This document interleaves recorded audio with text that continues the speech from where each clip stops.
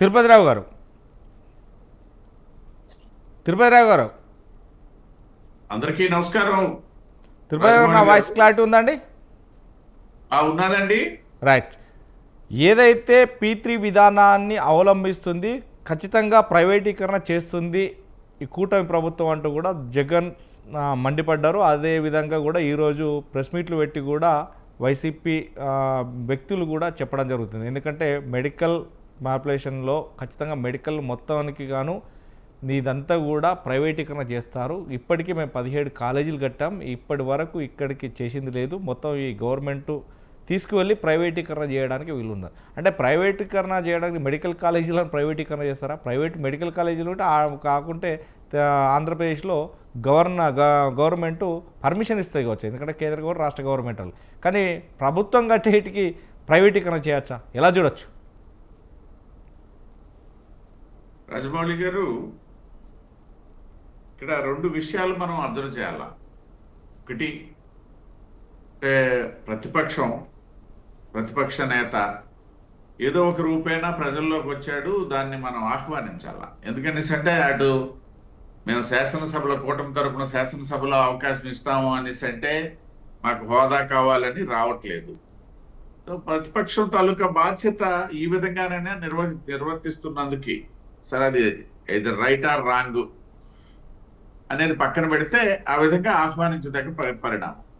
అయితే నర్సీపట్నం కాలేజీని ఎంచుకోవడానికి అయ్యన్న పాత్రుడు గారి తాలూకా కాంటెక్స్ట్ ఇవన్నీ ఒక పక్కన పెడితే, ఇప్పుడు ఆ సందర్భాన్ని కూడా ఇక్కడ మనం ఆలోచించాల. పెద్దలు గౌతమ్ గారు చెప్పారు, ఏదైతే బిఫోర్ ఫారెన్ ట్రిప్ ఇది ఒక ట్రిప్ అని చెప్పేసి.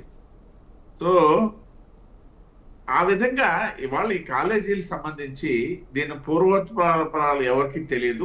నేను చెప్తాను, దేశంలో పాపులేషన్ మరియు డాక్టర్స్ తాలూకా రేషియోని తగ్గించాలన్నటువంటి ఆలోచనతో కేంద్ర ప్రభుత్వం నరేంద్ర మోడీ గారు ఈ కాలేజీని ఒక ఆంధ్రప్రదేశ్ రాష్ట్రానికి శాంక్షన్ చేయలేదండి. పక్కన ఉన్న తెలంగాణకి శాంక్షన్ చేశారు, కర్ణాటకకి శాంక్షన్ చేశారు, నార్త్ ఇండియాలో శాంక్షన్ చేశారు, నార్త్ ఈస్ట్ లో కూడా శాంక్షన్ చేశారు. కాకపోతే ఈ medical council of India taluka guide lines అనేవి కొన్ని ప్రాంతాల్లో కొన్ని రకాలుగా ఉంటాయి. కూడా నార్త్ ఈస్ట్ లో అనేసి అంటే మనకున్నంత స్ట్రిక్ట్ గైడ్ లైన్స్ ఎవరు ఉండవు, రిలాక్సేషన్స్ ఉంటాయి అక్కడ.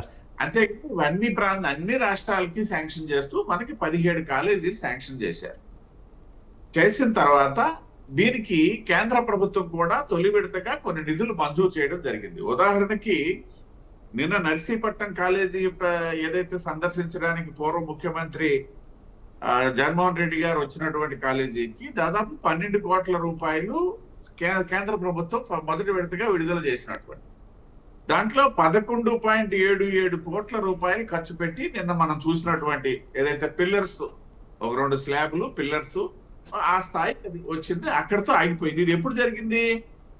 ఈ కాలేజీలు అన్ని కూడా నర్సీపట్నం కాలేజీ వరకు అయితే దానికి సంబంధించినటువంటి జీవో December 30, 2022లో వచ్చినటువంటి, అంటే ఇప్పుడు ఆల్మోస్ట్ 3 years అయిపోయింది. ఆ ప్రభుత్వం కూడా 1.5 year ఆల్మోస్ట్ దాని మీద నిర్మాణం సంబంధించినటువంటి సమయం తీసుకుంది. సరే, ఆ స్థాయికి వచ్చింది. తర్వాత ఈ 17 కాలేజీల్లో ఒక 5 కాలేజీలు మాత్రం కొంతవరకు ఒక స్థాయికి వెళ్ళినటువంటి సందర్భం. దానికి సంబంధించి రాష్ట్ర ప్రభుత్వం పులివెందుల కాలేజీతో సహా, లేకపోతే పాడేరులో ఉన్నటువంటి కాలేజీలో కూడా మనం లాస్ట్ ఇయర్ మేము అడ్మిషన్ కూడా చేపట్టాం, ఏదైతే అరకు దగ్గర ఉన్నటువంటి పాడేరు సంబంధించి. సో ఇలాంటి ఒక 5 కాలేజీలు ఒక స్థాయి వరకు వెళ్ళాయి. 2 కాలేజీలు కొంత 10 కాలేజీలకు సంబంధించి అయితే మాత్రం అక్కడ పిల్లర్స్ తప్పిస్తే ఏమీ లేనటువంటి పరిస్థితి. ఈ పరిస్థితుల్లో ఇవాళ రాష్ట్ర ప్రభుత్వము దానికి సంబంధించి రాష్ట్ర ప్రభుత్వం వాటాగా పెట్టాలి అనేసి అంటే ఈ మొత్తం కాలేజీలకి సుమారు 8,000 పైచిలు కోట్లు అవసరం. దీనికి సంబంధించి ఈ TPP పాలసీని తీసుకోవడం జరిగింది అనమాట. ఇదంటే ప్రైవేటైజేషన్ కదా, ప్రైవేటైజేషన్ ఇస్ డిఫరెంట్. దాకా కుండబద్దలు గారు చెప్పారు, ప్రైవేటైజేషన్ అనేసి అంటే ప్రైవేట్ కి ఇచ్చినటువంటి మెడికల్ కాలేజ్. ఇవాళ మా శ్రీకాకుళం జిల్లాలో 2 మెడికల్ కాలేజీలు ఉన్నాయి. ఒకటి రిమ్స్, అది 100% గవర్నమెంట్ హాస్పిటల్ ని అప్గ్రేడ్ చేసి రిమ్స్ చేసి రాజశేఖర రెడ్డి గారి సమయం అది. ఇంకోటి ఉంది జెమ్స్ అన్నమాట, అది ప్యూర్లీ ప్రైవేట్. బట్ ఇక్కడ ఏంటి అనేసి అంటే కొన్ని సంవత్సరాల పాటు కొంత శాతం వాళ్ళు నిర్వహించుకున్న తర్వాత మళ్ళీ గవర్నమెంట్కి అప్పచెప్పేటువంటి కార్యక్రమం. వాళ్ళ భారతదేశంలో రోడ్స్ ఇన్ఫ్రాస్ట్రక్చర్ కి సంబంధించి మనం ఇవాళ నెంబర్ 1 దిశగా చైనాను కూడా దాటిపోయే పరిస్థితుల్లో ఉన్నాం అనేసి అంటే నేను సక్సెస్ ట్రిపుల్ లో ఉన్నటువంటి సక్సెస్ చెప్పడానికి చెప్తాను. మేబీ కంపారిజన్ అనేది కరెక్టా కాదనేది నేను చెప్పను. Yes. ఇవాళ ఇంటికి వచ్చాము అనేసి అంటే వాజ్పేయి గారి ప్రభుత్వ సమయంలో తీసుకున్నటువంటి నిర్ణయాల ఆధారంగా ఇవాళ రోడ్స్ ఇన్ఫ్రాస్ట్రక్చర్ లో మనం ఆ స్థాయికి రాగలిగాం. అదే పరిస్థితిని ఇవాళ కూటమి ప్రభుత్వం తీసుకొని ముందుకెళ్ళడం జరుగుతుంది. అంతేగాని ఇదేదో ప్రైవేట్ కి అప్పచెప్పేయడం కానీ లేకపోయినట్టయితే ప్రైవేట్ చేతిలో అపరంగా పెట్టేయడం కానీ జరిగే పని కాదు. ఇకపోతే పేద వర్గాలకు సంబంధించి లేదా బలహీన వర్గాలకు సంబంధించి ఆ రిజర్వేషన్లు ఎవరైతే లబ్ధి పొందే వారికి సంబంధించి అయినట్టయితే ఖచ్చితమైనటువంటి ఏర్పాట్లు దానికి సంబంధించి ఉంటాయి. అవి ఎక్కడికి పోయే పరిస్థితి కూడా లేదు. ఎటొచ్చి ఏంటంటే నిర్మాణ ప్రక్రియ ఇప్పుడు 3 సంవత్సరాలుగా చూస్తున్నటువంటి స్థాయిలో కనుక వెళ్తే ఇంకో 30 సంవత్సరాలు పడద్ది అన్నటువంటి ఆలోచన, లేకపోతే ఇంకొక 20 సంవత్సరాలు పడద్ది అన్న ఆలోచనతో ట్రిపుల్ తీసుకోవడం రావడం తప్పిస్తే ఇక్కడ ఎవరికో అప్పనంగా కట్టబెట్టేసేది లేదు. అలా కట్టబెట్టేయడానికి రాష్ట్ర ప్రభుత్వానికి అవకాశం కూడా లేదు.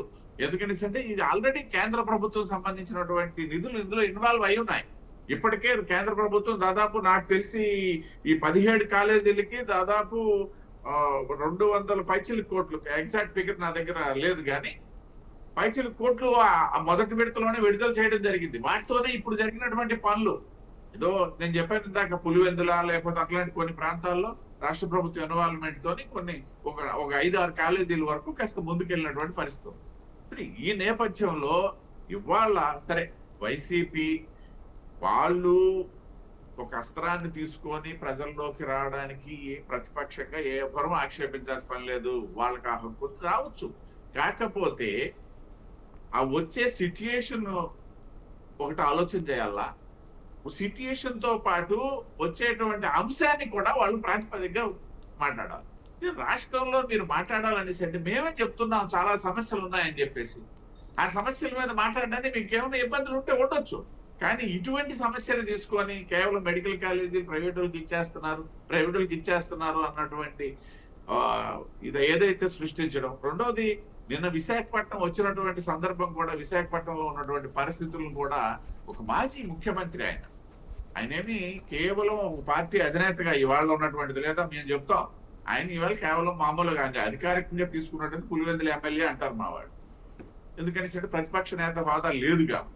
కానీ పూర్వ ముఖ్యమంత్రి అని ఉంది కదా, పూర్వ ముఖ్యమంత్రిగా కొన్ని ఆలోచనలు ఉండాలి. నేను ఒకటే చెప్తా, ఇంతకు ముందు పూర్వ ముఖ్యమంత్రిగా ఉండేటప్పుడు మీకు జనాల్లో చాలా ఆదరణ ఉంది అని మీరు విశ్వసించేటప్పుడు ఒకవైపు పరదాలు కట్టుకొని ఒకవైపు ఉన్న చెట్లు కొట్టేసి సెక్యూరిటీ మెజర్స్ అని చెప్పేసి వచ్చినటువంటి ముఖ్యమంత్రి గారు మరి నిన్న ఏమైందని చెప్పి ఏమీ లేకుండా జస్ట్ సింపుల్ గా ఒక సాధారణ కార్యకర్త లాగా వచ్చి అక్కడ వాలిపోయారే వైజాగ్ లో. మరి అప్పుడు ముఖ్యమంత్రిగా ఉన్నప్పుడు మీకు ఉన్నటువంటి అభద్రతా భావం ఇవాళ పోయిందా? అంటే ప్రజల్లో మీకు ఏమన్నా భద్రత పెరిగిపోయిందా? ప్రజల్లో మీకు ఏమన్నా అప్పుడు ఉన్న థ్రెట్ ఇప్పుడు లేదా? ఇవన్నీ హాస్యాస్పదమైనటువంటి సందర్భాలు. కాబట్టి కేవలం రాజకీయం కోసమే రాజకీయం చేయడం అనేది ఇక్కడ కనబడుతున్నది తప్పిస్తే ఒక ప్రైవేటైజేషన్ అయిపోతున్నాయి మెడికల్ కాలేజీలు, లేదా దానివల్ల ప్రజలకి ఇంత నష్టం వస్తుంది, లేకపోతే రాబోయే డాక్టర్లకి ఇంత నష్టం అవుతుంది, లేకపోతే రాబోయే పేషెంట్లకి ఇంత నష్టం అవుతుంది అన్నటువంటి ఆలోచనతో కనుక వచ్చినటువంటి వాడు తీసుకున్నటువంటి ఉద్యమాన్ని ఈవేళ ప్రజలు చూడట్లేదు. ఇది గమనించాలా, వాడు చేయాలా. ప్రతిపక్షం అన్నాక నేను ఇంకోటి చెప్తా, ఎప్పుడు చెప్పేదే మళ్ళీ చెప్తున్నా. ఈ దేశ రాజకీయ చిత్రపటంలో స్వతంత్రానంతరం ఎక్కువ రాష్ట్రాల్లో కేంద్రంలో ఎక్కువ పర్యాయాలు ఎక్కువ సంవత్సరాలు ప్రతిపక్ష పాత్ర, కేవలం 2 సభ్యులతో కూడా ప్రతిపక్ష పాత్ర. వీళ్ళలాగా పలాయనం చిత్తగించినటువంటి పాత్ర కాదు మాది. 2 సభ్యులు, ఒకరు జంగారెడ్డి గారు ఇంకొకరు పాటిల్ గారు మహారాష్ట్రలో ఉండేటప్పుడు కూడా పార్లమెంట్ వదలకుండా ప్రతిపక్ష పాత్ర పోషించినటువంటి పార్టీ వారసుడిగా కార్యకర్తగా చెప్తున్నాను.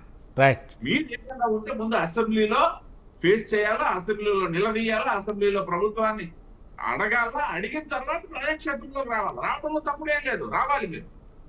ఆ పని ఏదైతే మేము మా ఉత్తరాంధ్రలో సామెత ఉంది, పెసరగుడ్లో వదిలేసి పప్పుగుండలో దేవులు ఆడడం అని చెప్పేసి.